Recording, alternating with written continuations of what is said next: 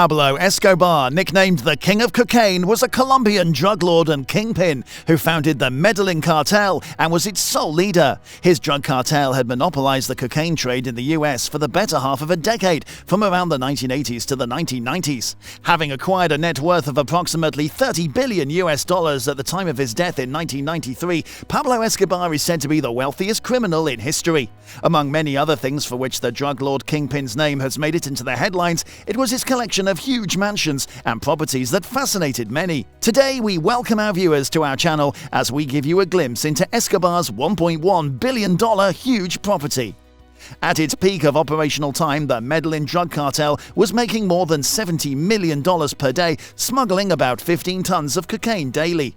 This level of income, which is approximately $26 billion per annum, made Escobar the owner of great riches, and what better way to spend your money other than building lavish houses all over America?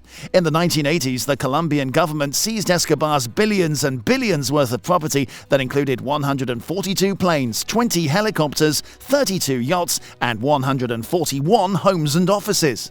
Let's take a look at what are considered some of the most unbelievably expensive real estate properties in the world. Hacienda Nápoles. One of such estates was the Hacienda Nápoles, which means Naples Estate in Spanish. Located in Puerto Triunfo, Colombia, east of Medellin by 150 kilometers, the estate covers an insane 7.7 square miles of land. The estate consisted of a Spanish colonial house, a sculpture park, as well as a complete zoo that housed many kinds of animals from different countries. That's right, what does it even mean to be a billionaire with overflowing billions in your pockets if you can't build something better for yourself than Disneyland? There was also a bull ring and a car racing track inside his property.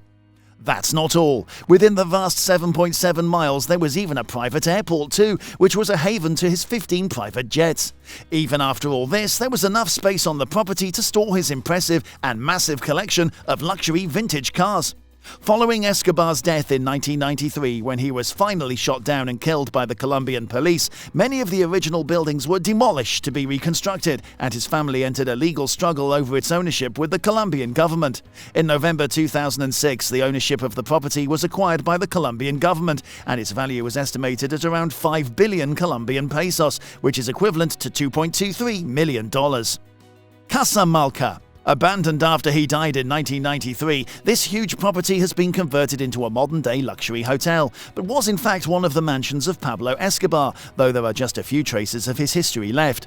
Located near Tulum, it is now a stunning Mexican hotel that was bought by renowned art collector Leo Malca in 2012, who renovated the building and made it into a sort of boutique hotel filled with valuable pieces from his art collection. Some of his collections include the work of the very famous Keith Haring, KAWS, and Marion Peck. Designed to combine the experiences of viewing some of the world's greatest contemporary art on one hand and pure relaxation and bliss on the other hand, the establishment opened to its guests from 2015 onwards. It sits on one of Mexico's oldest and most picturesque beaches, a view that never gets old to the people who've had the fortune of seeing it in this lifetime. There are many pools in Casa Malca, and one of them sits right in the shade of palm trees and is also surrounded by an army of hammocks, while another pool occupies a cool and quiet tavern. The ambience of the entire place is that of a low-key beach house that provides the comfort of a friend's house when on vacation by the sea. The front door of the property is oversized and made of an assortment of tree trunks with antique furniture pieces hanging like swings from nearby. Despite all of Malca's renovations in the place, the roots of the property still shine through all of it. La Manuela. Named after his daughter, this beautiful piece of property was to become the scene of one of the most dramatic episodes in Pablo Escobar's downfall. Covering an estimated 20 acres of land, La Manuela had a stately mansion surrounded by a pool, tennis and soccer field, stables, a guest house and a seaplane dock, a special motorway driveway, and a security force of 120 goons looking after the property day and night. Despite all security measures, unfortunately, it was bombed by Los Pepes, which was allegedly funded by a rival cartel. At present day, La Manuela has been taken over by Mother Nature. Visitors are allowed to come and see the sights, taking the utmost care on the ground. Walls are riddled with holes, drilled in by visitors, in the hope of finding stashes of cash or gold.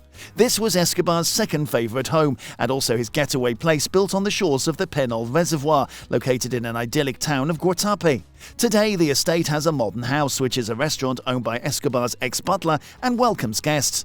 At the time of his death, when the Colombian government was seizing all his assets and properties, it was estimated that just these properties in themselves are worth somewhere around $1.1 billion, and this is just a speck of grain from what was the expanse of Escobar's wealth and property.